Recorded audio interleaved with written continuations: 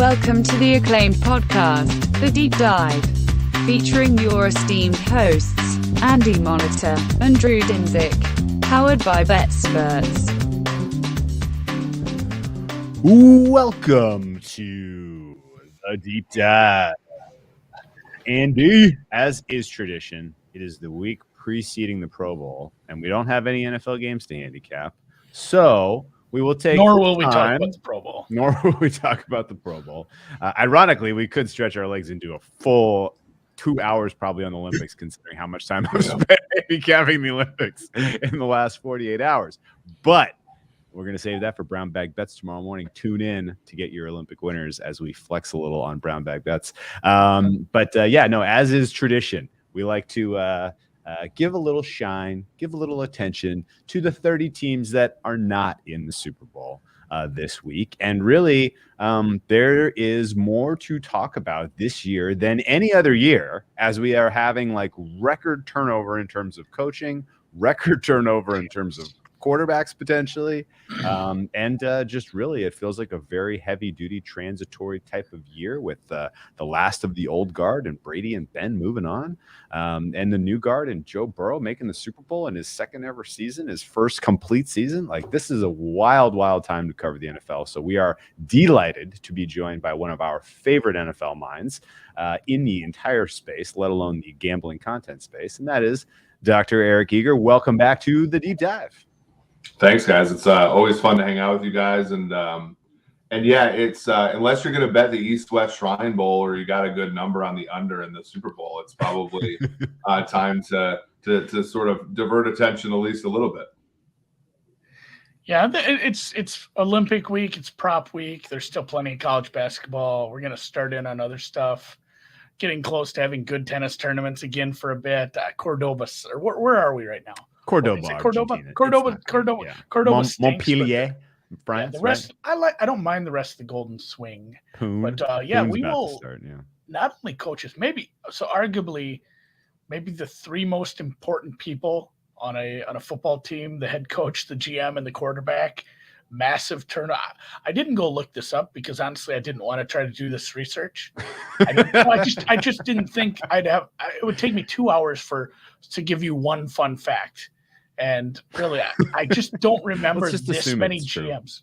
Yeah, well, I just can't think of a year that there's been this many GMs that have to be replaced in the same offseason. It feels like one or two, but. The amount of GMs that we had to replace, and then replacing coaches in teams that we just replaced coaches in, like the quick turnover. Yeah. And two of those. And then the Giants, I mean, this is like their fourth coach in 7 years. There's a lot of heavy turnover at the bottom of the NFL, and it's been just fast and furious. And the best part is the people in the media trying to be fast instead of right. Like the Harbaugh to Minnesota just broke yesterday. Yeah. It's funny how it's like, guess what? I can mute this guy because his sources suck. But all I could think about today was, because it is signing day, like I don't even want to talk about the Vikings here. This is an NFL podcast, and we're going right to Michigan football. Like, how do you take your child who's a star high school athlete and let Jim Harbaugh walk into your living room and be like, yeah, this guy, he's in it for the long haul now. He just took about NFL, like the NIL stuff will help. Christ, like that, and that's where the question's going. He's going to be in the NFL soon, right? You don't do this because you're kind of hamstringing yourself a little on recruiting, I think. Yeah, I mean, the people that I was talking to, and just like for a little bit of context, like we'll do preparation materials for coaches. Basically their agents, coaches, and GMs. So, the information isn't always perfect, but, you can get a sense of like sort of what's happening. The sense that I was getting was when Harbaugh was given a pay cut last year before, after they went 2-6 or something like that in the pandemic shortened year, that really stung for him. He came out and performed really well, took an unranked team to the college football playoff. But for the most part, and I think this is kind of what's happening. I think Harbaugh wanted the NFL a lot more than the NFL wanted him. And, he got like kind of a courtesy interview, it looks like, from Kwesi Adofo-Mensah, a man that he worked with while in San Francisco. It looks like they're going to go with the Rams' current offensive coordinator. But there's also an aspect of like, the Vikings, and this happened with Ryan Poles too. Like Ryan Poles wanted to go to Minnesota. He was their first choice. He was also the Vikings' first choice. And they had Zimmer and Spielman still on the payroll because they just fired him. And neither guy is probably going to get a job coming up here. And they didn't want to pay Ryan Poles that much money. And they figured as a first-time GM, he could be like had for a little bit less money, right? And so, and you even look at it with this deal that Kwesi Adofo-Mensah signed. It was only a 4-year deal, which is pretty low for a general manager. And that's how they got the total amount of money down to $12 million as opposed. So the per year average is actually fairly good, but the actual total amount was still tolerance that the Wilfs wanted. I think, Harbaugh probably wanted 9 figures in this salary. And they looked at him like, are you kidding me? Like, I just don't think it fit well because this isn't like the 2010 49ers. This is a kind of a bad roster, in my opinion.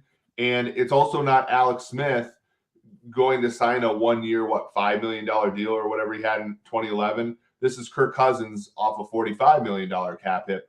I actually think the Vikings dodged a bullet here and not taking on Harbaugh, in my opinion.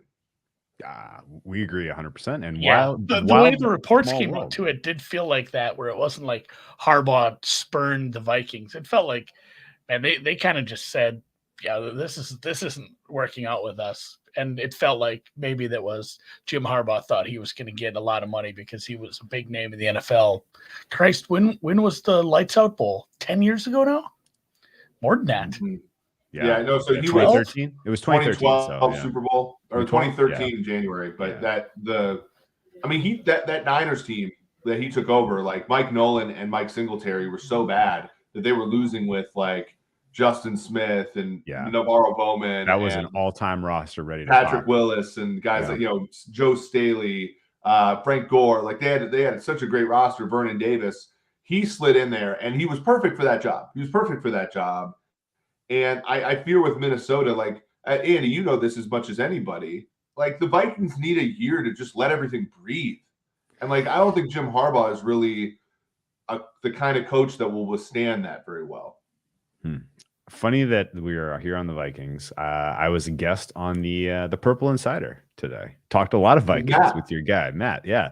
And he had some great questions. We had some great back and forth. At the time, he was basically kind of like, I think, or we were under the assumption that the report was accurate about Harbaugh. And he was basically like, if that's true, is that he was like, what are the chances the Vikings make the Super Bowl in the next 3 years? Like, is that a bet to make? And I was basically like, it's not the craziest thing in the world because they do have a ton of talent on this team. And the NFC, as you look across the landscape, particularly if Aaron Rodgers goes west to Denver, let's assume that that's likely. All of a sudden, Tom Brady gone, NFC is flat as can be. Well, and there's a non-zero chance that Russell Wilson is. Yeah, there's like Russell Wilson could end up, God knows where. Yeah, sure. And so there's, decent chance that the NFC, as you look across the landscape, is flat.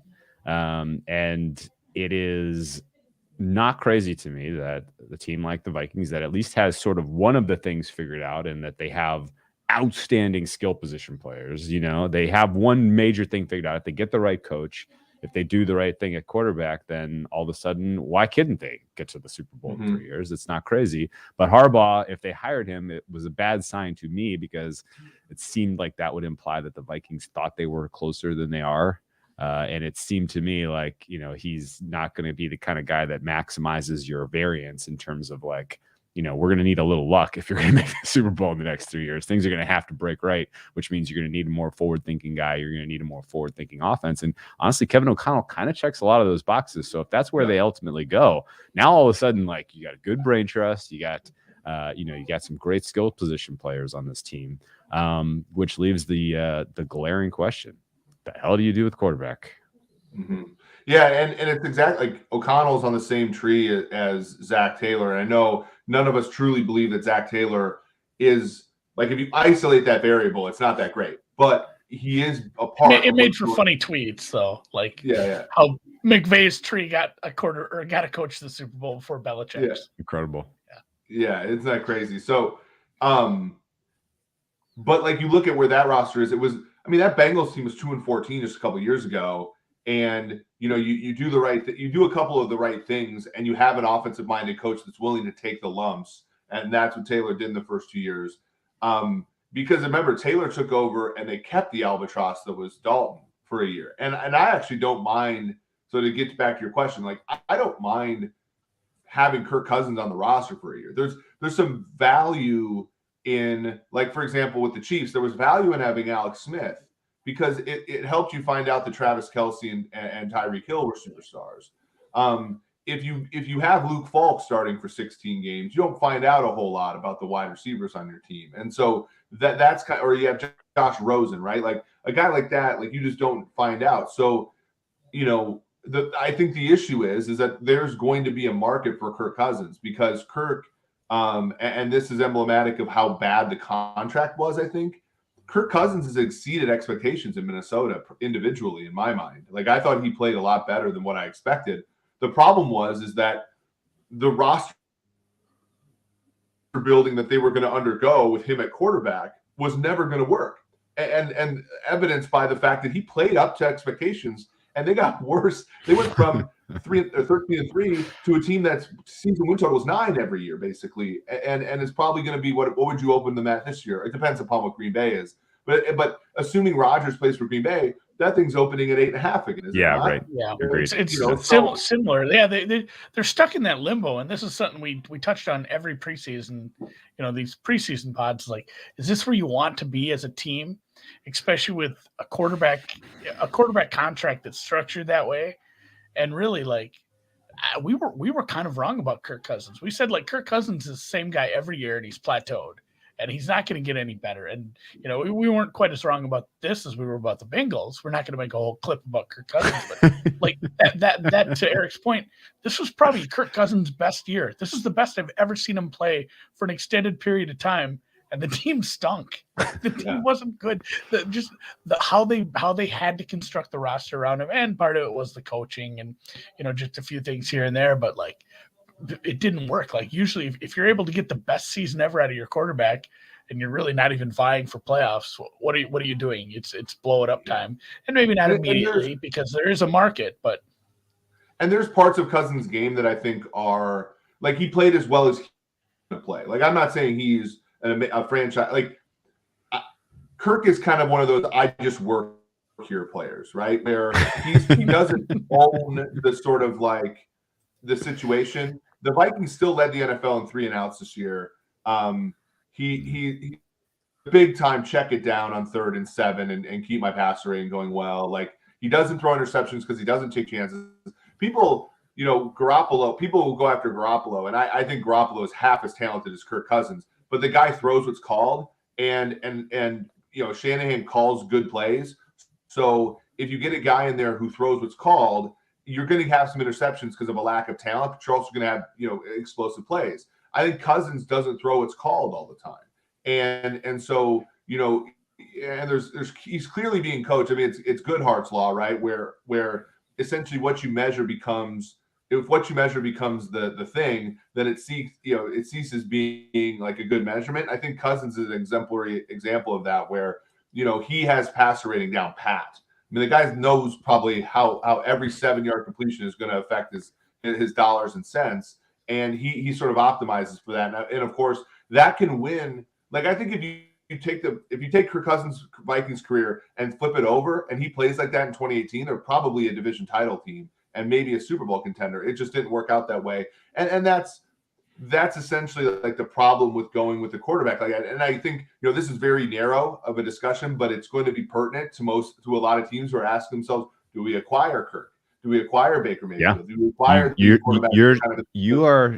we didn't have a rundown, but you basically stole exactly what I was going to ask you next, which is if, number one, to expect a team like Cleveland to call about a swap, does Minnesota listen? And does that make both teams better, both teams worse, or is that like solving no problems? I think Kirk has way more utility to the Browns than he does to the Vikings. Okay, so the Browns are worth making the call. basically. I think if so. And is there a whiff that Stefanski could be in the Kyle Shanahan mindset where he's like, look, I'm never going to get it done with an average guy. We need to figure out a way to get ourselves in position to get the guy, especially considering we're in a division with the likes of Joe Burrow and Lamar Jackson for the next million years. I still wonder if Shanahan actually believes that, because I always thought that Shanahan preferred the puppet quarterbacks, because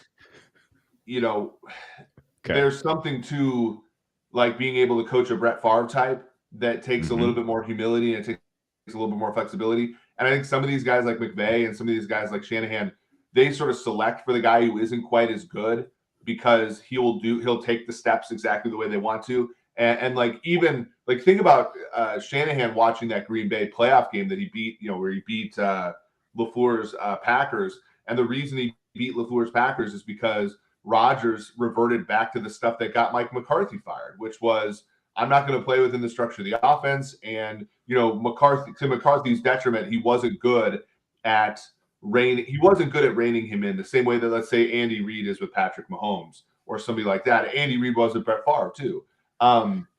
So this season, I think if you're Shanahan and you have the guts, you put Lance in at some point in time in that season, and maybe you get a different outcome than you got this year. I'm hard pressed to look at what the Niners did down the stretch and say Trey Lance couldn't have done that. Like, I'm hard pressed to sort of believe that myself.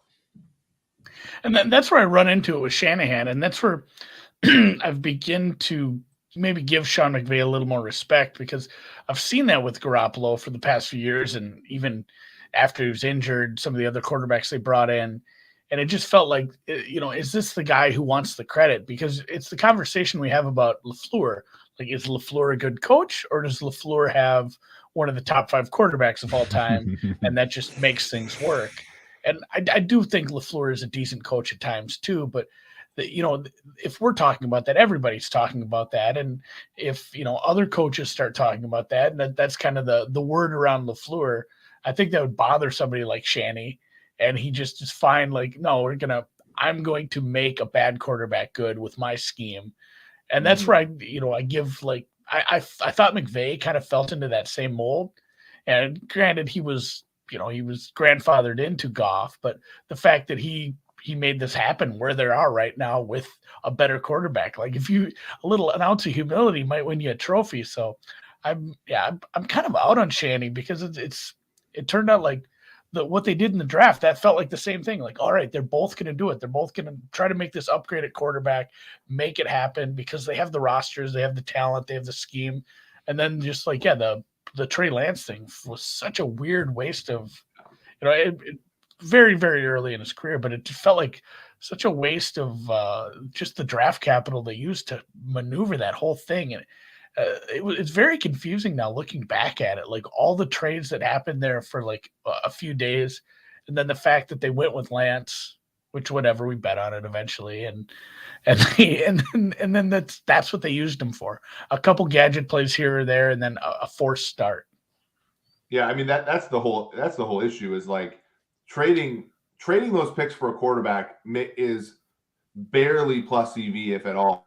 But if you don't play him in year one, it's now we're trending towards the you had a decent idea but you completely screwed it up type of thing.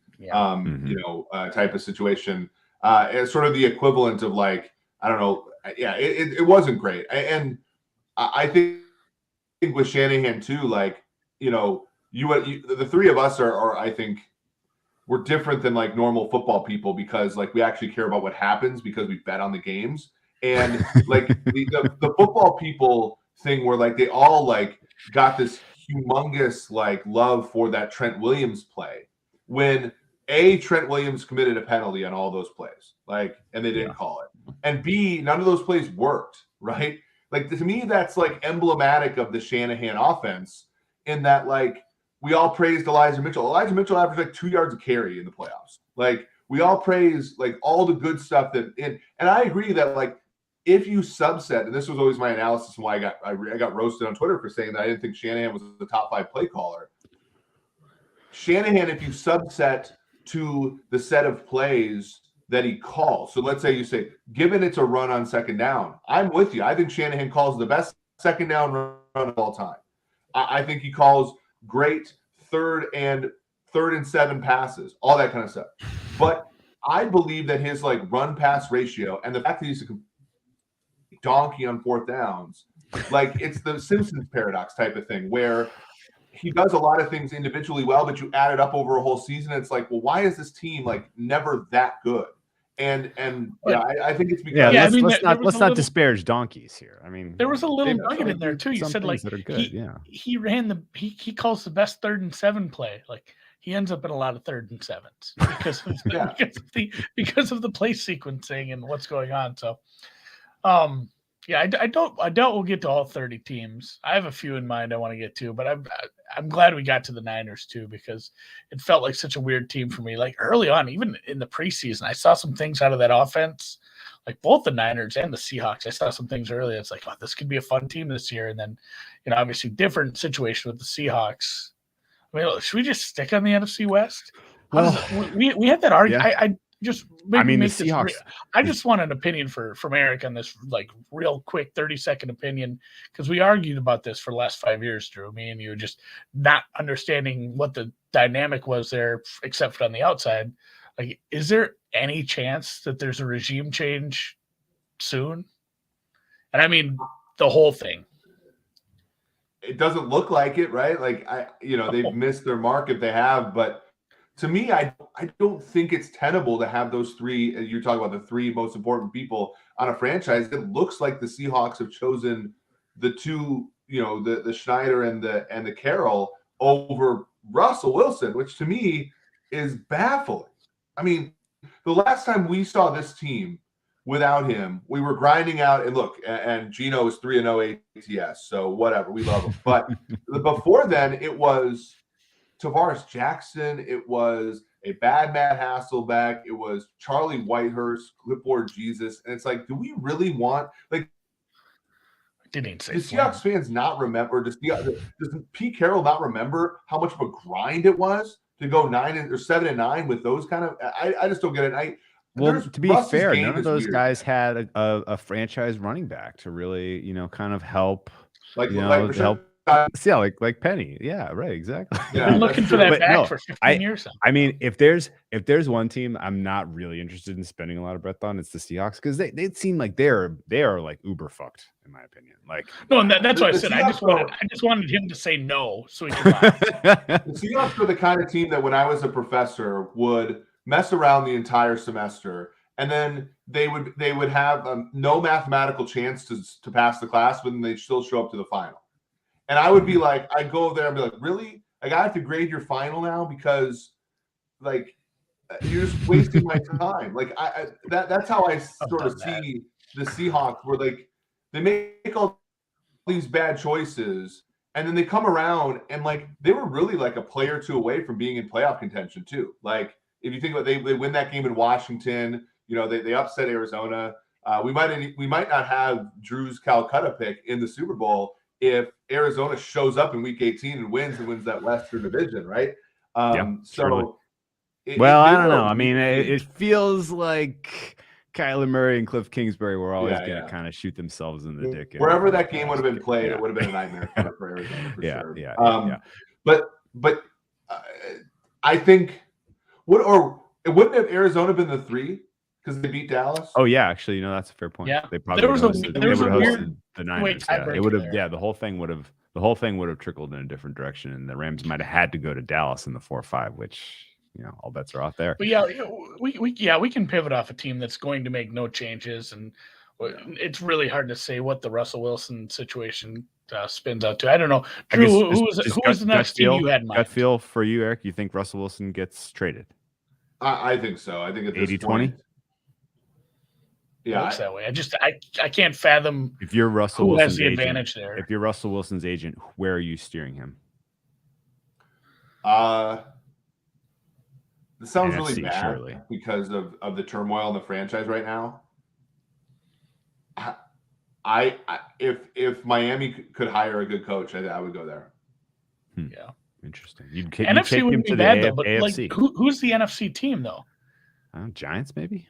Giants or Lions is where I was thinking. And Lions. Yeah. Lions isn't crazy at all, actually. The Lions are not that far from winning the NFC North. That's interesting. We said a lot of nice things about the Lions rebuild. We said 2 years from now, when they get a new coach and this roster's looking better. You need some weapons. What pick do they have in the draft again? 2? 2. 2 or 3, yeah. And is there an elite wideout in this draft? So they have 2 first rounders because they traded the one to the Rams, but that second first rounder will be 31 or 32.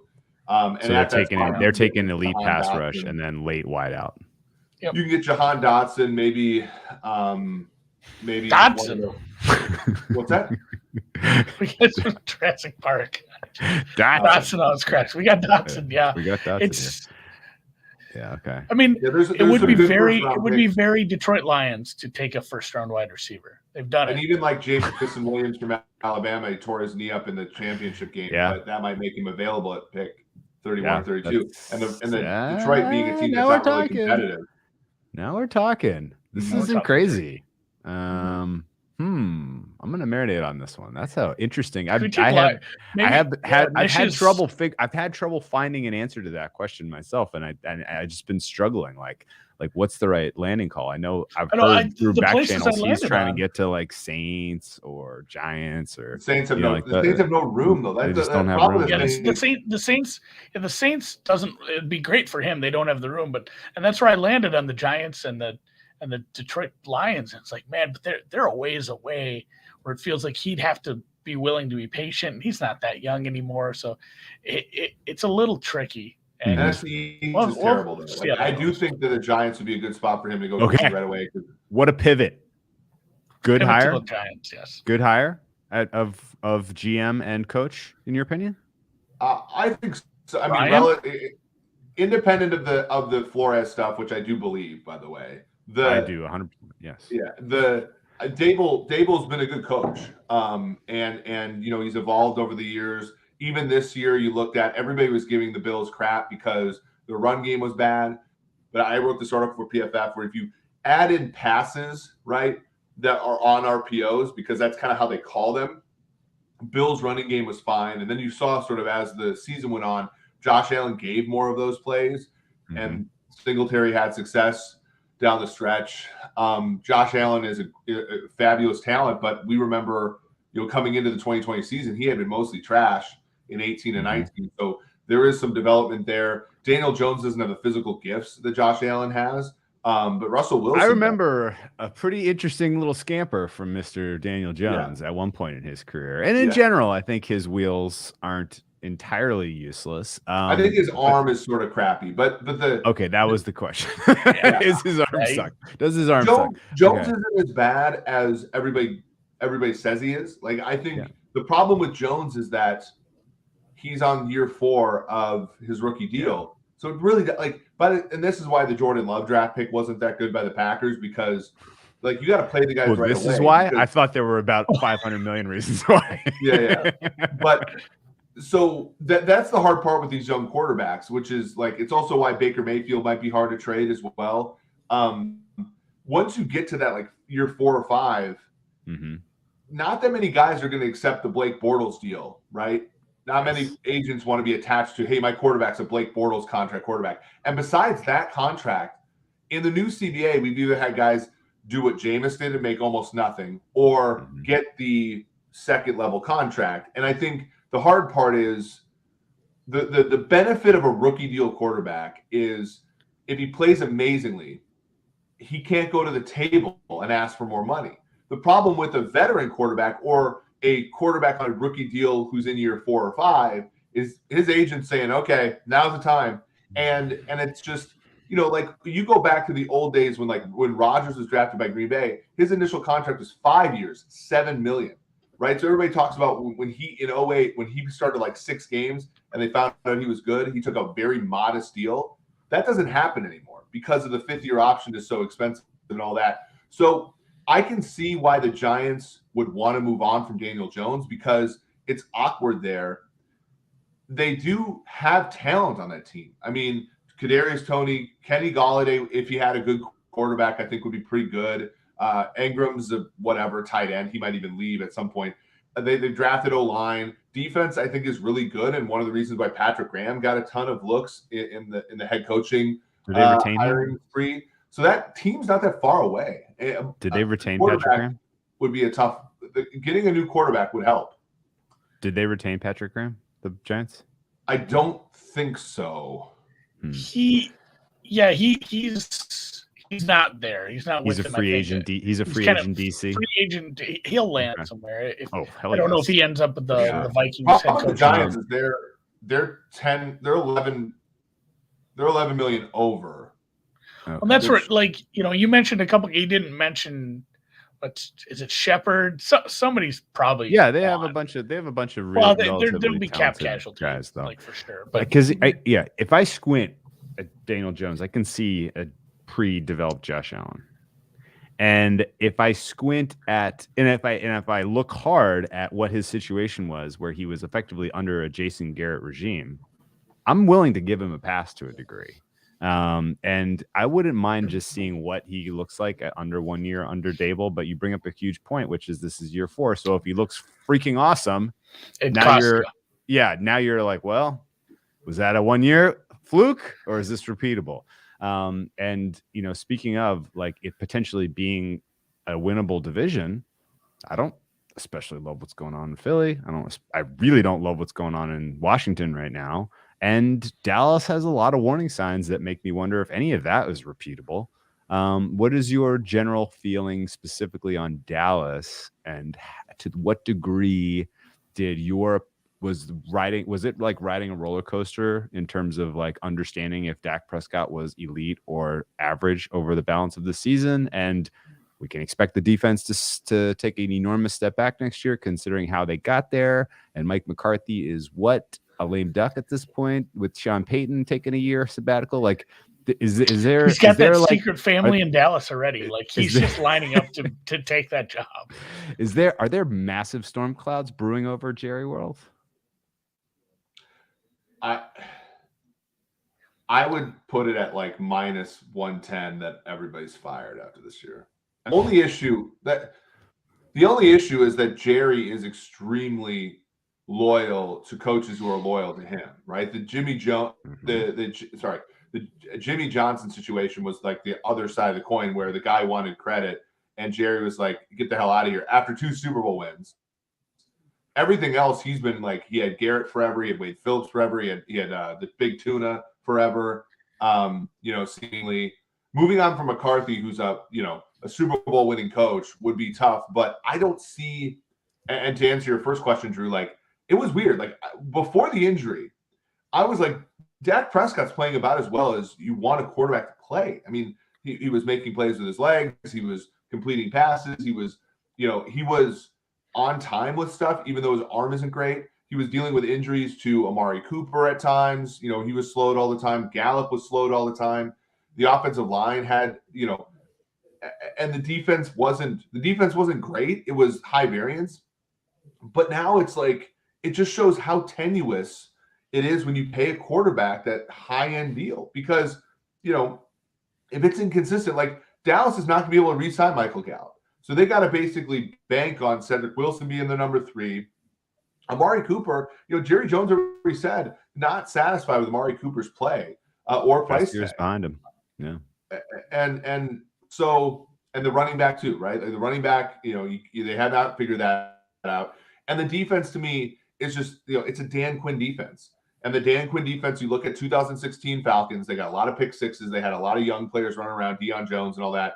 And, when injuries happen, or when, Trayvon Diggs gets 4 interceptions instead of 11, like, I just don't really see how it can sort of keep up, especially if there are other good offenses in the division. And that was where, you guys faded Washington. I faded Washington. Was Washington feasted on a division that had bad quarterbacks. You turn the page 1 year, and Dallas feasted on a division that had bad quarterbacks for the most part. And so, like, let's say Philadelphia gets a good year out of let's say Jalen Hurts emerges even a little bit more. Washington gets a real quarterback, and the Giants get somebody like Wilson. It's not going to be quite as easy. And that's where too you mentioned the Diggs getting 4 interceptions. It feels like the 18 Bears, Whereas, like, oh my God, this team is good. Trubisky's running well, Trubisky's average starting field position it felt like he was starting on the other side of the 50 because they were constantly punching the ball out or just, constantly getting an interception. Like, that turnover luck was unsustainable. And also, I want to give credit to, and I'm going to give Matt Nagy and Mitch Trubisky credit. Like, they ran some fun offense at times when they were letting Mitch run a lot more. Like, that was a decent offense that worked. But then all of a sudden next year, the Bears and Brinson got just roasted for saying this. Remember, Bears fans were mean to him, saying like, "Hey, maybe the Bears defense doesn't do this next year and they stink." And we were kind of on that same hype train. And weird, they didn't have like a plus 25 turnover ratio anymore, and all of a sudden, the Bears weren't winning 12 games. And it feels like this is more of a stretch because even with Gallup gone, and I'm a Ced Wilson believer. I believe in those tight ends. I think even if you have to keep that albatross of a contract, it's a good scheme too. It is a good scheme, and if everybody does stay healthy, it feels like the kind of team that ends up in a bad spot where they're a low-end playoff team. The defense takes a step back, the offense stays healthy, they score just enough to win like 10, 11 games, end up in the playoffs. They're not really a contender. Everybody gets a year older. The contracts get 1 year worse. You keep Mike McCarthy, and like that would be my worry if I'm a Cowboys fan. Because, like you said, Jerry just doesn't. He's not firing guys mid-season. Very McCaskey-esque. He very much wants Sean Payton as his head coach, though. That's where I wonder if some of the decisions during the season, like, oh, Dak's kind of injured, and Jerry just steps in like, no, we're not playing him. He's sitting this one out. Like, we're fine. We're fine giving me some excuses to get Sean Payton in here. Yeah. Okay. The Payton news was interesting. I do think he sees what Drew Brees is doing and says, man, that's a lot less work for the same amount of money, more or less. You wonder if he stays in there. Now, part of me doesn't think he'll be a great broadcaster, but like, I'll be quite honest with you, like Tony Dungy's not a good broadcaster. So like, and he's been there forever. I don't even think Gruden was all that great. So maybe Payton enjoys it. And I know Payton, he looked worn out this year. Like, let's be quite honest. So maybe a year off will help him, but maybe he's wanted this, this retirement forever. So we'll see. It'll be interesting. It certainly makes sense that he would want to get out of New Orleans, given this team's gonna be bad now. Yeah. Speaking of bad, the NFC South. Woof. Is an atrocity. Who's the best quarterback in the NFC South? If you had to just pretend that the de facto starters are the starters, just say gotta be Winston. But he's gone, right? Isn't he a free agent? I think Jameis is a free agent. Yeah, he's a free agent. Let's say it's Matt Ryan, Taysom Hill, Darnold, and Gabbert. Blaine Gabbert's better than Taysom Hill. So it's Matt Ryan. Matt Ryan, 900-year-old Matt Ryan, who may not even is he a candidate to get moved? Do they want him there? Remember he ran that touchdown in kind of, and then had the taunting. The issue with Ryan, and this is that was a team that that was a team I followed quite heavily because I had really heavy positions on the Falcons taking a tight end at 4 in the draft. There was no way once. And again, this is a team. This is a great example of like where the Patriot way it like made sense back in the day, right? The Falcons wanted so badly not to cut Deion Jones that they signed Matt Ryan to the sort of extension instead of playing him on a year of a deal and eating basically the last $60 million or whatever it was going to be. And we're forced to trade Julio Jones. Now, Julio was kind of terrible in Tennessee this year, but like they refused to make the hard choices in 2021, and now they're stuck with some hard choices in 2022 as a result. And the one is the Matt Ryan deal, right? Like, so Matt Ryan, I believe, still is owed quite a bit of money and is not terribly movable. So pre-June 1, Ryan, if cut, is a $40.5 million dead money charge. Now they do get $8 million in cap savings, but that's a $40.5 million cap charge. Post June 1, it gets a little bit better, 24.9 dead money charge and $23.5 million in terms of cap savings. That would go into addition to Julio Jones's $15.5 million dead money. So like this team, like instead of viewing 2021 as it was, which was you're gonna suck, just play the thing out. They've made it hard on their new GM and their new head coach for 2 consecutive years. So what does that mean? Like last year, they did not take Justin Fields at 4 precisely because they couldn't play him for 2 years. The edge in playing a young quarterback was taken away by how much Matt Ryan was going to cost. And so their collective cost was still going to be like paying Matt Ryan.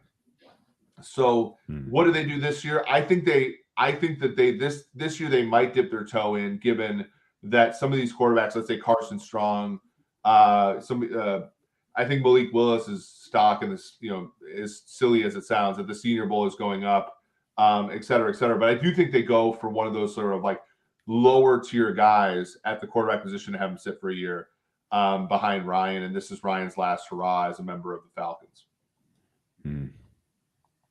Who's the kid with the giant hands? Zap? Any interest in Bailey Zap? Yeah. Zappy, or I think it's Zappy. Zappy. I go with Zappy. Is it the Western West Kentucky? Yeah. My favorite hilltopper. I know it's a weird. I haven't dove deep into the draft yet, and it's just like, man, there's not names popping. Like the big. What's the biggest? Looks like a bad draft after 2 really good ones. Yeah. What is the biggest story about the draftable prospects for the last week, Drew? Which offense? Oh yes. Oh god, the double. It's tiny hands Pickett. That's all we're hearing. Double jointed thumbs. Yeah. His hands. So small he can't pick it up. Yeah, the double jointed thing is like the total. It's not how big. It's how you use your hands. Yeah, the big funny story. The big funny story is people talking about low liquidity markets and prices moving like it's indicative of anything. Is giving me lots of laughs. Oh, the draft. You might be ripping on me a little bit because I got Evan Neal 9-1 to be the first overall pick right around Christmas. Moving markets. And then I did write an article basically saying, hey, you should still bet Evan Neal at like 3-1. And now it's like 2-1. And I was chirping a little bit about it, but you're right. I mean, the max, I think I have some Aiden Hutchinson once the Evan Neal thing came, because you can get Aiden Hutchinson right now at like 3-2. And I still think he'll be the first overall pick. But the fact is like this is the first time in a long time we haven't had a number 1 overall pick priced at minus 100 or longer, or sorry, shorter in the first round. So this will be interesting.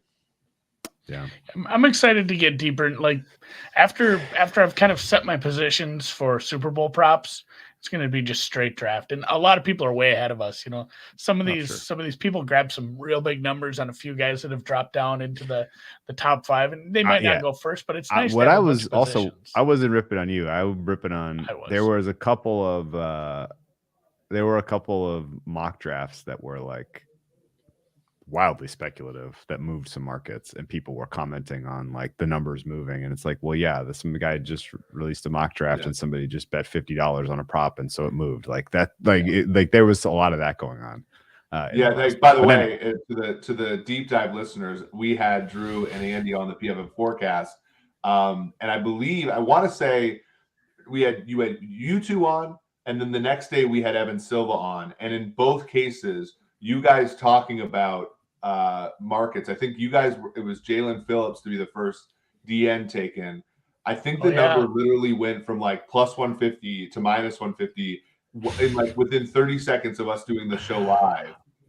These information markets are the best. That's what we talk about this all the time with like closing line value. It is full on a spectrum. Like closing line value on an NFL side is better than a total, is better than an NBA side, is better, all the way down to if you can only bet, if they're taking 50, 100, 250 on some of these small informational markets, like you don't get excited like, oh, this is a lock. We see this all the time. The Olympics are great. You saw some of that Dutch speed skater steam this morning. I know it was all making my heart warm. Remember Yorgos. Always remember Yorgos. Very different story there. We started with the Vikings. I wanted so you said you were okay with Dable. I'm going to make this like a 3-parter. The GM hires. the big GM hires in the northern states here, the Bears, the Vikings, and I mean, just overall thoughts, expectations. If you thought this was going to be how to end up, it felt like the Vikings one felt like a really good fit. It seemed like that was always going to be what was going to happen, especially after the low ball offer on the first one. But I don't know a ton about polls, and then the Giants, the whole Giants mess. And real quick note about Dable, I kind of feel bad for Dable. He did nothing wrong. He's going to be associated with this, even though he gets vilified a little for. Also, it feels like that was almost certainly a they picked that was a package deal they picked off of the Bills when they hired the GM. It was like, oh well, Dable's going to the Giants. Well, yeah, exactly. Well, and it was a GM coach of a playoff team that just lost. There's a very good chance that those two men were the choice for the job a month ago. Of course, I completely agree. And I think that's not necessary. I mean, look, all three of us would engage in such a thing if we were going to be an NFL GM, and we wouldn't think twice about it. And so I'm not going to vilify those guys because they're chasing their dreams. Both of them are first timers in the job. It's just that that's the issue with systemic problems, right? It's this there's this object in mathematics called a Riemannian surface, where like if you zoom in on any one part, it looks smooth, but if you zoom out, it's like constructed in such a way it looks like a windy piece of crap. That is what inequality is, right? It's like any one hire, you're like, oh, that makes a lot of sense. Like, hey, everything's on the level here, and you take a step back and you're like, oh, like this, look at what we built here. And so like I have no problem with Dable. I don't have a problem with the GM there. To answer your question about polls, we've worked with a lot of teams in the past, and he was a higher up in Kansas City, but he wasn't the highest. Borgonzi was higher up than he was. Tillis was higher up than he was, I believe. And then you had Veach, but he gets a lot of credit. When I ask people in that building, like, who scouted Trey Smith? Who scouted Creed Humphrey? And it's polls. So that was, I think, one of the reasons why the Vikings liked him so much was, he was very instrumental in rebuilding a unit that the Vikings have never rebuilt for 2 decades. And when you look at Chicago, they have similar issues along the O-line. They have a worse roster than the Vikings, I think, but they do have a quarterback. I like the hire of polls, and I think every time I've interacted with him, he seems extremely curious about football, which is helpful. I think he's also not going to make the evaluations himself. A question I always ask people in the league is either if they're a GM or if they're prospective, I say, how much evaluation do you do? Because I think, it's inherently wasteful to pay 100 scouts to do something and then for you to put your thumb on the scale. Yes. And Poles, to me, has the right mindset about that. It's interesting, his hire of Matt Eberflus, the head coach, a man who coached for a Colts team whose head coach called plays, later said, I don't think a head coach should call plays. Like, I do think there's a little bit of free thinking there on the part of Eberflus, who I thought did a great job with the Colts defense that didn't have a ton of talent over the last 4 years. So I'm bullish on the Bears. I think they also have a good quarterback prospect, not a perfect one for sure, as we saw this year. Kwesi Adofo-Mensah is also, I would say, somebody who we all talk about him coming from energy futures and stuff. He's been in the NFL for a decade almost. Right? This is somebody who took the lower paying, kind of crappy jobs in San Francisco, built his way up here, got kind of I mean this very nicely, but got kind of like a made up job title in Cleveland. They wanted him so bad that they inserted him into the front office next to guys like Andrew Healy, Paul DePodesta, and guys like that. So like he was sought after.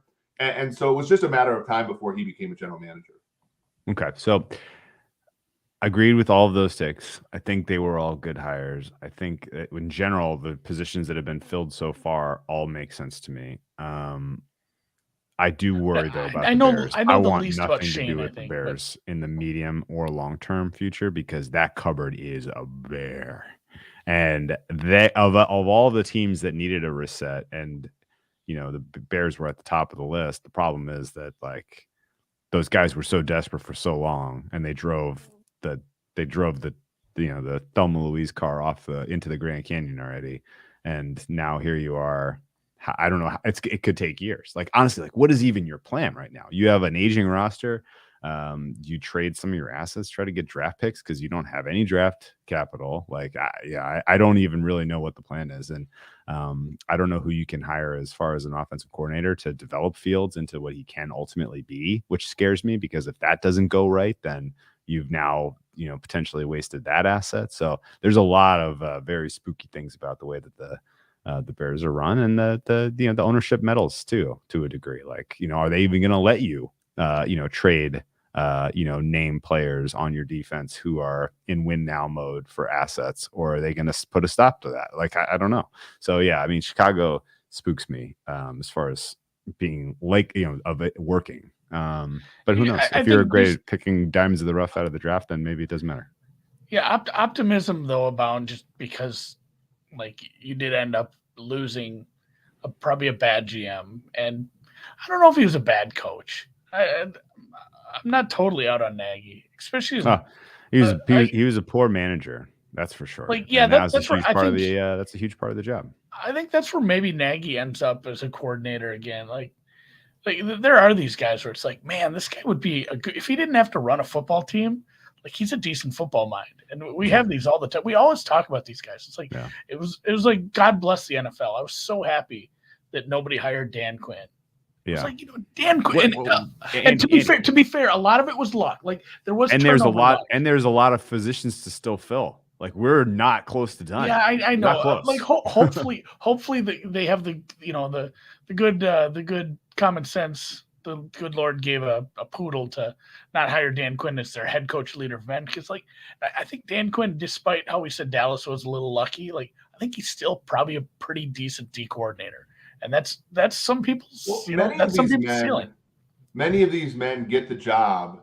Like, there's an interesting thing, right? So Kevin O'Connell goes to Minnesota. He never called plays for the Rams other than a few games in 2017.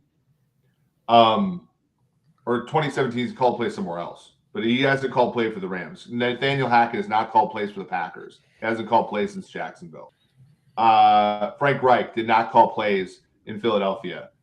Eric Bieniemy, one of the tropes against him is he doesn't call plays in Kansas City. And everybody's like, well, and like these coaches think that they got the job they got because they called plays so well. And so then when they get the job, they try to take on both positions. And like, you could be a very good head coach and not be talented enough to do both. And that's certainly something that can happen. And then the guys, and I think of Brad Childress, Andy, didn't call plays, go to Minnesota, want to show everybody they're smart. So they try to call plays and be a head coach, and they're a disaster when they do it, right? To me, Chili was rough. Yeah, and the best thing that happened to Chili was he decided to let Darrell Bevel call the plays, right? Because at least he could be a decent – like, I actually thought Chili was somewhat woke on fourth down and stuff like that. But, like, the issue is that Dan Quinn is not good. He could be probably a good head coach if he stopped calling defensive plays, or he could be a good defensive coordinator, but he can't be both. He's not talented enough to be both, right? And there aren't that many guys who are. And I think that, and it's the same thing with GMs, right? Like, we hire GMs for how good of scouts they are. And what people are asking about Adolfo Mensa, they're saying, well, what about him? He's never evaluated before. He's like, he's not going to evaluate here. Like, he's also not going to code. The guy's written his last line of code. I'm telling you. So, like, that's what makes a lot of this hard, is because we're evaluating men for jobs they're not performing anymore. It's the next job, and that's hard to do. Okay, so let's pivot here. People are asking for Jacksonville talk. Well, we'll get there, but I want to start at the top for the AFC first, because as I look at this conference, it has never been more stark that it is you either have a guy that's capable of taking you to the Super Bowl or you do not at quarterback. And I would like to know if it is whether you're going to take over or under 4.5 out of the next 5 years that the AFC quarterback is either Mahomes, Burrow, Josh Allen, Justin Herbert. Okay? Anyone outside of those 4 guys takes a team to the Super Bowl in the AFC in the next 5 years. I've got a wild card. I want to answer this too. I'll say over a half of Super Bowls. Okay. We'll have somebody other than that. Variance is a hell of a drug. Yeah. Okay. Variance, not like because Aaron Rodgers is in Denver. I don't even think it's that. I just think like it's look, Joe Burrow, to everybody's mind at this time last year, Joe Burrow was just a weak-armed guy who has a bad knee and a crappy coach. This time last year we wouldn't have put him in the discussion at all. No way. Yeah, I completely agree. And Lamar's probably in there. And you know what? It's hard because we're so recency. I did a poll just to see how fully biased we would be by recency and God damn it, if Matt Stafford didn't win the poll of like who's the best quarterback in the NFC with Brady out. Let's say Rodgers isn't in the NFC. Who's the best quarterback in the NFC? Stafford ran away with it, which is I don't think that's wrong though. I mean, Wilson's probably the right answer, but it should have been closer with honestly, Kirk Cousins wasn't that far. I would take Dak over Stafford. Yeah, I would take Dak. I would take Russell, and I put little guy. What's his name? The baseball player. Murray. Could not think of his name. I put Murray in there for fun, but really, I think there's a non-zero chance the best quarterback in the AFC are right there with him. Didn't even play this year. Deshaun Watson is. Deshaun Watson at his ceiling is right up there with them. Very interesting to see what happened with him. Just not playing for a year stinks, but you know what? Different situations. But our guy Mike Vick came back. Okay, so basically, you think there's a chance that somebody surprises us in the AFC, even with that top-heavy quarterback strength that exists now in that conference. Yeah. Okay. I think it's going to be. I think it's. It's always, and it's just hard now. Think about this, guys. This is the reason Brady retired, in my opinion. When Brady, from 2010 to 2018, Brady needed at most 2 playoff games to make the Super Bowl and 16 regular season games because they made the bye every year. This year was a 17-game season where they were grinding out week 18 to get a 2 seed that didn't even give them a bye. Mm-hmm. Yeah, it's annoying. Like more games should increase the chances of the best teams doing well. But football to me is such a game of attrition that I don't think that that's actually the case. And then more playoff games are just going to increase the variance to me. Like if you could tell me as a Kansas City fan that there was 2 byes again, I would buy into more Mahomes. But it's just going to be a grind for them from now on. Okay, interesting. If you were going to add one player to that list of 4, is it Lamar? It's Rodgers. Yeah, Lamar's tricky for me though. I mean, Lamar. Yeah.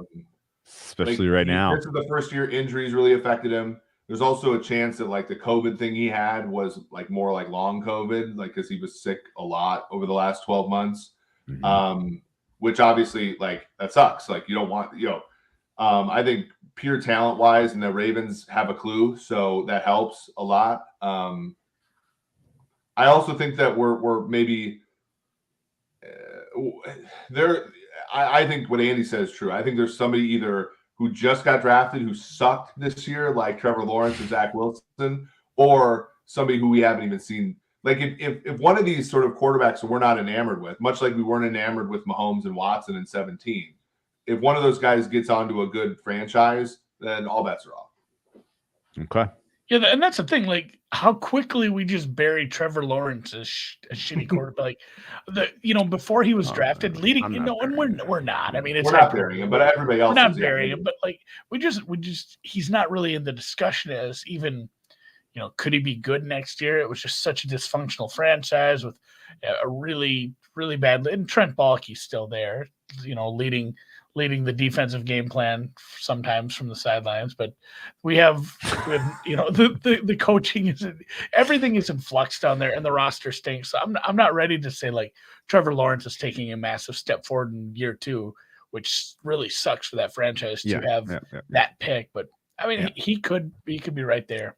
As much as we talk shit about Mike Brown spending money in Cincinnati, like he did. He invested in the defense like 2 years in a row. They went and got free agents 2 years in a row to try to make things right there. And they drafted well in terms of populating that roster with studs, young receivers. So, I think that franchise was decently stewarded now in hindsight over the last 3 seasons. But there's a huge question swirling about the stewardship of both the Jacksonville Jaguars and the Houston Texans. And to a degree, I'm starting to wonder what the heck's going on with Chris Ballard in Indianapolis. Some of the decision-making going on up there is starting to concern me. Tennessee Titans and Mike Vrabel's in-game decision-making in a playoff mode scares me. I don't think the AFC South's given us much of a contender in years coming up. And then how many more years are we going to give Belichick? He doesn't have Josh McDaniels anymore. Does that matter? Certainly, the Buffalo Bills and Josh Allen seem likely to rule the AFC East for the foreseeable future. So it kind of comes down to if anyone else can emerge in the AFC North, in my opinion, which is, brings us back to the beloved Cleveland Browns. A roster that is in the chat, Rodgers to Tennessee. I think you want to take a look at Tannehill's contract. I don't think it's not that movable. They're stuck with him for another year. Yeah. So the Cleveland Browns exist as a team that is a quarterback away. That roster is extremely talented. They could use some wide receiver help, surely. But they have an elite offensive line locked in for generation now. They have really decent talent all at all three levels on defense. But they need a quarterback, and they need one badly. What do? If you're responsible for that franchise, what your first call is to who, and I guess what kind of flexibility do they even have to upgrade the quarterback position? Yeah, they have $25 million in cap space.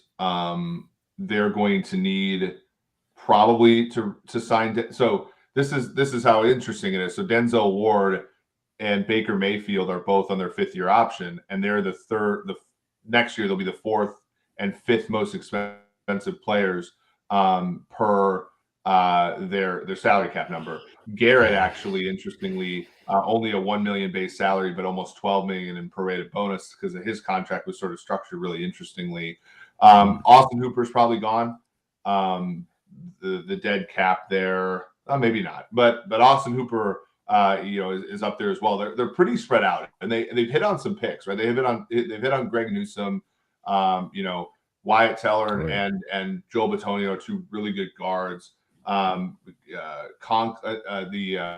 Jedrick Wills had an okay second year, not as great as normal for him. But yeah, you're right. They exist in a situation where you plug a quarterback in, you sort of take a step back. And this is where I think people get a little irritated with stuff. I don't think the Bengals are going to be that good next year, right? Even though they're in the Super Bowl. Like, if you're the Browns team, you kind of have to operate. What's the Bengals season win total next year? Let's say they win next Sunday. What's their season win total? 9.5, probably. 9.5. Thank you. So that's a team that you could easily. The Pittsburgh Steelers win total, unless they get a quarterback, is 7, right? Like 7.5, maybe. No. 6.5. Yeah. You think lower? Oh, what if they got like Jameis Winston? Let's say. Oh yeah, I mean you plug in a quarterback that's Ryan not Mason Fitzpatrick? Rudolph's. Yeah, if you put Rudolph and Haskins in there, it's like 6. But but I'm saying when I say unless they get a quarterback, unless they get Rodgers, Wilson, one of those guys, they're 7-ish, right? If they try to pass the hole with Ryan Fitzpatrick, I think it's more like 7. No, they start Mason Rudolph and they draft someone. I mean, just quick side step. And they're a 4-win team. What is the feeling out of the Steel City there?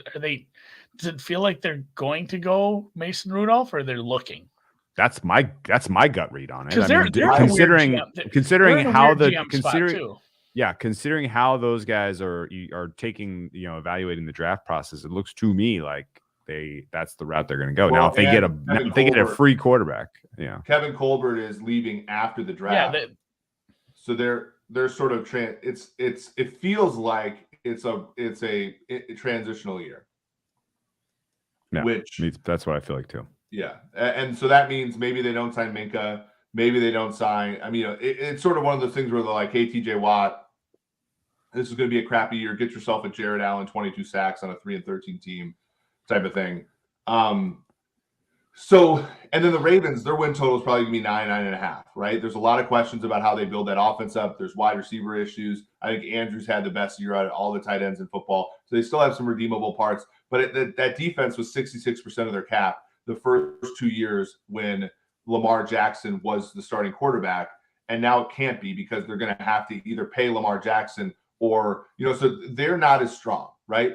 And so you look at Cleveland and you're in a position – you're in a win now position. It's not like you're not like the Broncos looking up at the Chiefs or other teams in the AFC West. Like, this is your division if you want it, and you should be favored in it if you get a great quarterback. I think that they should look at Russell Wilson. I think that they should look at some of the elite of the elite. I think that they'll end up kind of converging on a Kirk Cousins type, which, as long as that guy stays healthy, I think the issue with Baker is Baker wasn't healthy enough to even give you Kirk Cousins type performances. Plus, he's a psycho. If they can get a Kirk Cousins type of like health with that kind of performance, maybe it could work. I decried the Cousins deal for Minnesota for 4 straight years. It would be silly of me to go and say, hey, he's the answer for Cleveland. But I think that they just need slightly better than that performance to be the favorite in the AFC North. Problem is, Kirk Cousins might have been inflated by all-universe receiving. Yes. And he was handicapped with a brutal offensive line, and you basically flip that in Cleveland. What does he give you with the all-universe offensive line and the receiving? A lot of checkdowns after 4 seconds. Yeah, right. Yes. He has PTSD. He's like, it has to be coming eventually. Like, I've been back here forever, guys. Like, you just freaking.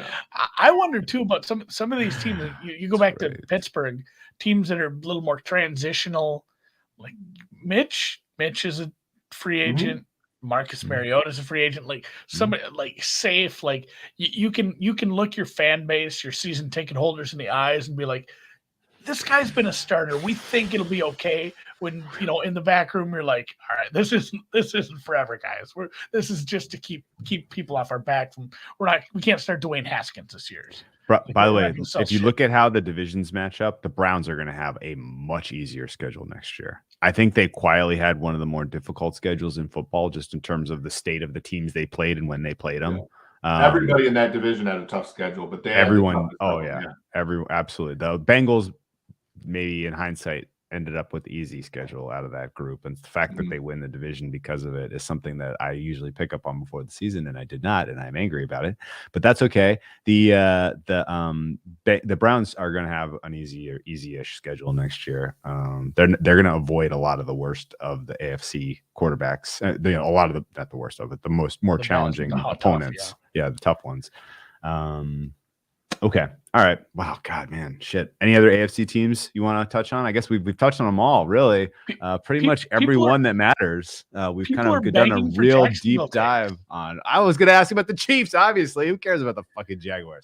We have like four people in the chat ask about Jacksonville. What's going to happen? I'm curious. Like, okay, what do you think? Yeah, you formulate the Jags question while I'll think. As long as they have Trent Baalke, it's going to be really hard for them to be competitive.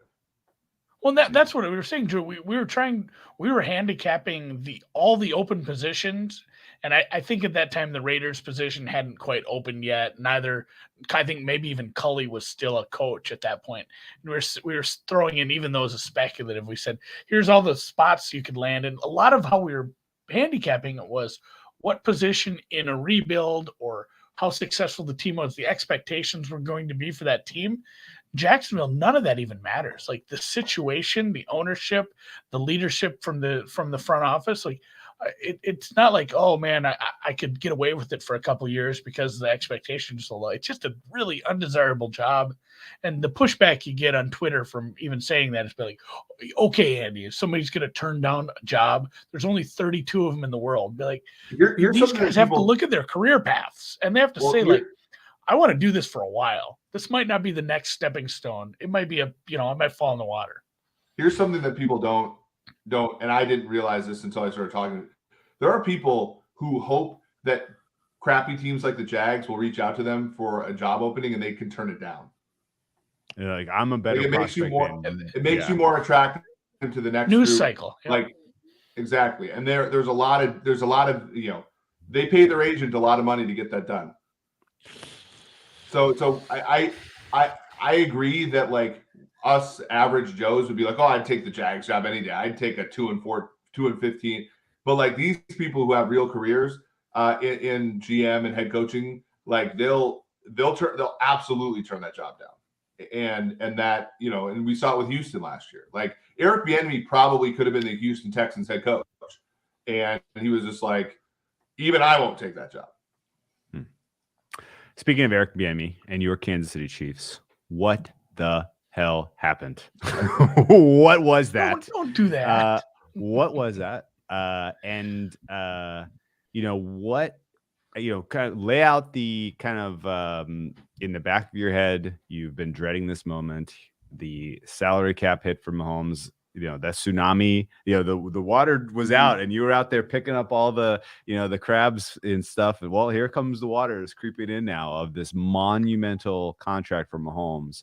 How do the Chiefs weather the storm? And what is the prospects of these guys as we move forward into the paying Pat Mahomes era? Yeah, I mean, they can get his number down to 13. I think the question is whether they want to or whether they should, because kicking the can down the road has been kind of their problem for a long time. The Chiefs have never walked on a good player before.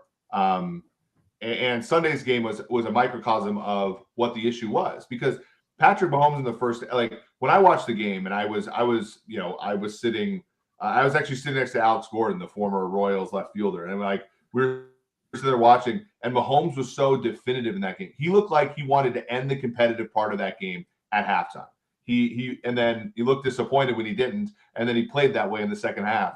And that was the first game in the 4 years that Patrick Mahomes has started for the Chiefs that they've never won a game, an important game where he's played poorly.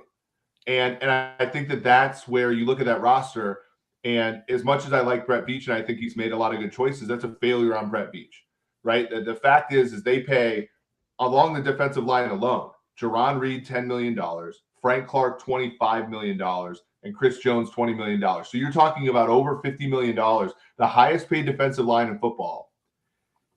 And they can't pick up the team when fully. And I thought the defense played okay Sunday. No, don't get me wrong. They played well enough to win a normal Patrick Mahomes game.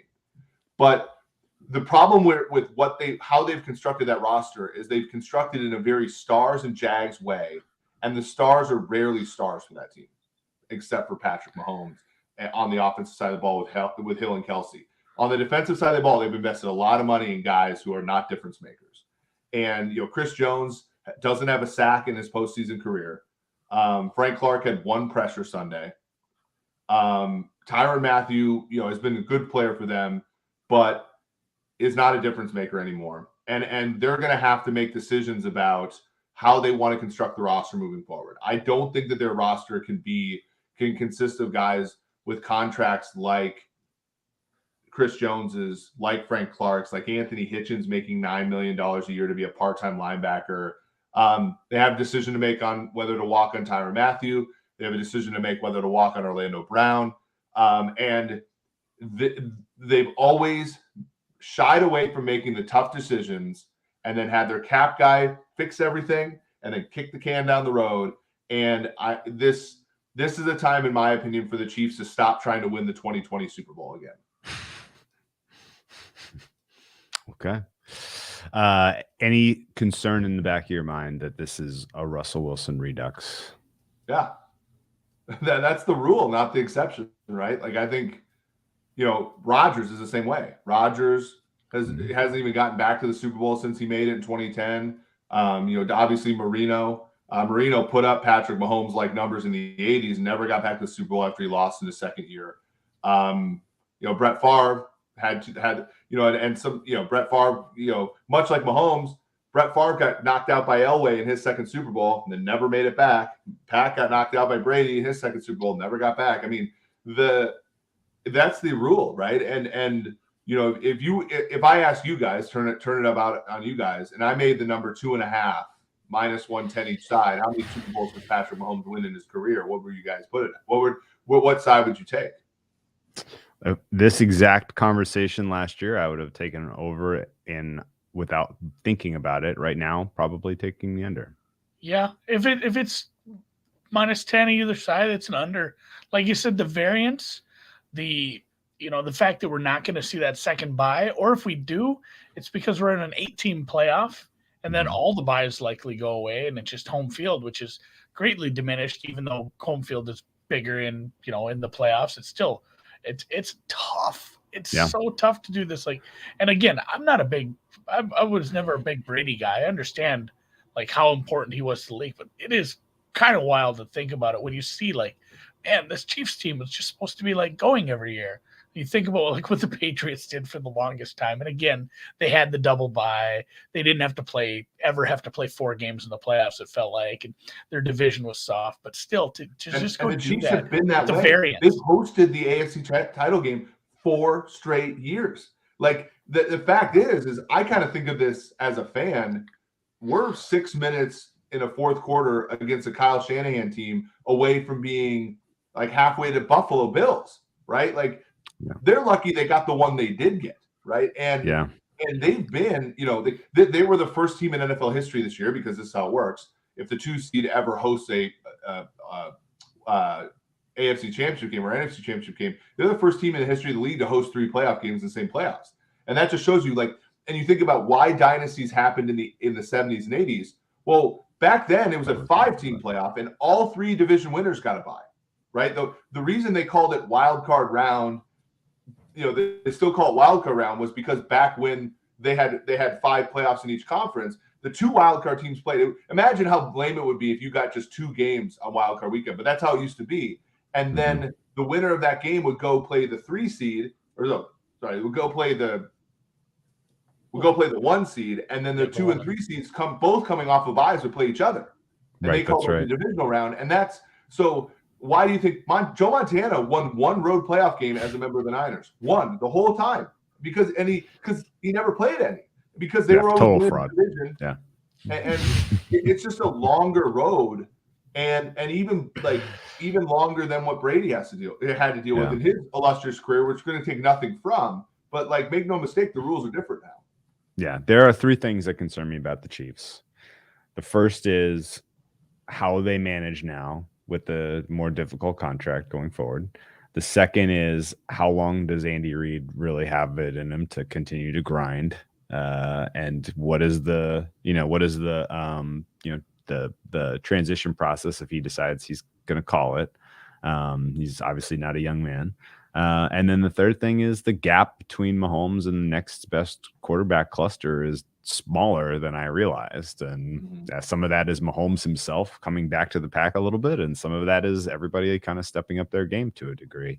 And, I'm not even including whatever's going on with Mahomes' personal life, which is a little concerning in terms of his focus on the game. And, and it's definitely, I don't know, under 2.5, this may sound absolutely stupid in 2 years. I would be happy. It's so hard to do. Yeah.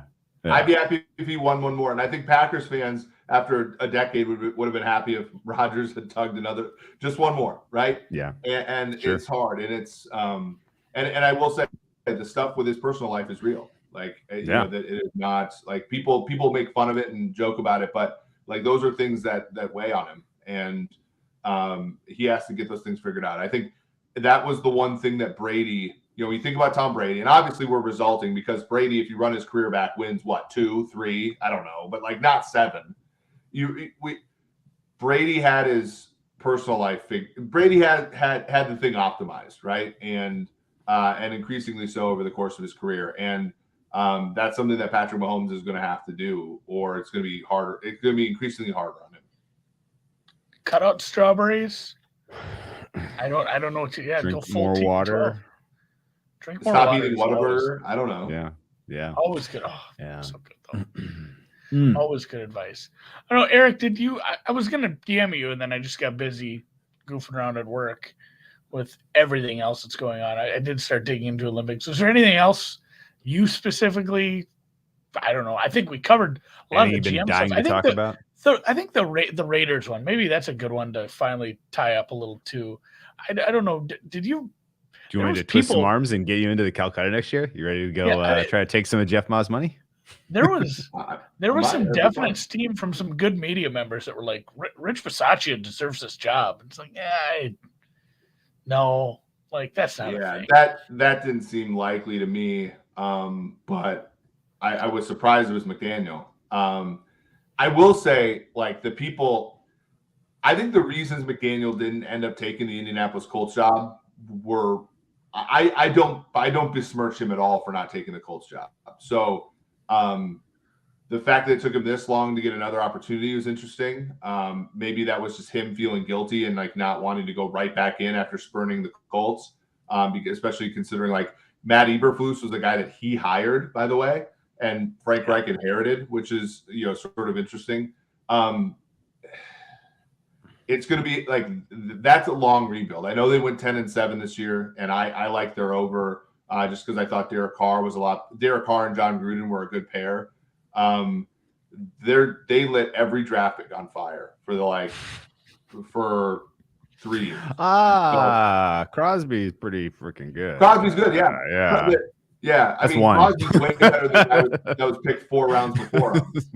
Yeah, not every draft pick, but every like high-end draft pick they had has been lit on fire. So I don't think the roster is particularly good. So hopefully they have good expectations for him, because it's a tough division with the Chargers as Chargery and as they are, and the Chiefs.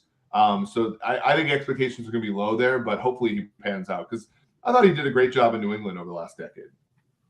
Okay. It's funny. I was thinking about our real brief conversation there about Pat Mahomes, and there's not a playbook even really to do it right. Like Russell Wilson got rid of the high school girlfriend turned wife, didn't help him. Aaron Rodgers excised the family, didn't really help him. So there's not. You don't need to cut off your whole family. Like that's this. Yeah. That's the thing. That's the disconnect I think we have. Like, these are people. Like, these are men with lives outside of football. And it is hard to. Oh yeah, for sure. I mean, we've all had like a coworker that's like they're something happened to them and you don't find out until like 6 months later. Like, something bad happened in their personal life. It's like, oh, that's why they were, just moody, or they weren't, they were looking down forever. Like, you don't know what's going on with some of these guys, and that's hard, especially when you're handicapping it. Yeah. And that's the thing. It's like, how much do you weigh priors and how much do you weigh recent? Because like, let's be frank, Patrick Mahomes did not have a great year for him. I mean, this was the worst. I was doing the pregame show on one of the KC stations on Sunday before I went to the game, and it was like, I was kind of like laughing. I was like, this isn't a good Chiefs team. And they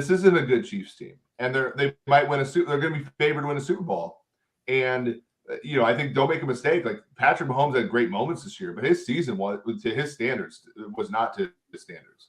He did not have a great year relative to normal years. So it'll be interesting to see who bounces back. Travis Kelce gets younger at least, right? Oh no. And Tyreek Hill, Tyreek Hill always have. Yeah, he'll always have that. Either, so no. Ooh. Travis Kelce and Gronk, by the way, same age. How about that? Somehow. Okay, well, that was super informative. Can't wait to see you in LA next week. Very excited. Yeah. Do you guys know anything about details of your trip yet? Do you know where you're staying and stuff? We are. I think I sent you with the hotel. Don't talk about it. Yeah, don't talk about it in the podcast. But yeah, you guys are already all straightened 308. Yeah, you guys have it all straightened out already. You got your. Yeah, we'll be there Monday through Friday. So we'll be there for the whole Radio Row experience, and I can't wait to chop it up with you, and then hopefully we won't make Andy too jealous. Hopefully we will. The weather's looking right in his face. Yeah, I know. Thanks, guys. I'm in LA. Look, right behind it's Andy. Close your ears. It's going to be about 80 degrees here next week, so it is going to be too hot for me. This is cashmere. Next year. I'll go next year. Is it New Orleans next year? No, I think Arizona. Arizona. I'm thinking Final Four. Maybe I'll do that. I've never been to the Big Easy. Oh, that's fun. It's a fun time down there. Good times. So, Eric, thank you so much for your time. Thanks for talking some of this out. You can find him over on PFF. That's right. At And PFF. PFF Eric, not PFF underscore Eric, right? Or is it PFF underscore? Eric? Underscore. PFF underscore Eric. Good deal. Find him on Twitter. Go chop it up with them. He does like to mix it up with the hoi polloi when they have bad takes, especially. So thanks for your time. Appreciate all your insight, and yeah, see you next week.